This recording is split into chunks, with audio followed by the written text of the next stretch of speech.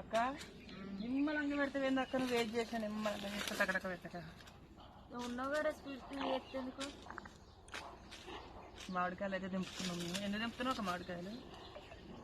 ఎందుకంటే రేపు వినాయక చవితి అయితే మామిడికాయలు పులిహోర చేస్తారు, అందుకని పండగ కాబట్టి తెంపినాం.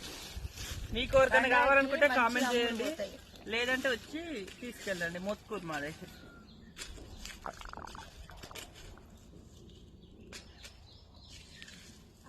పండు అయితే బాగుంది.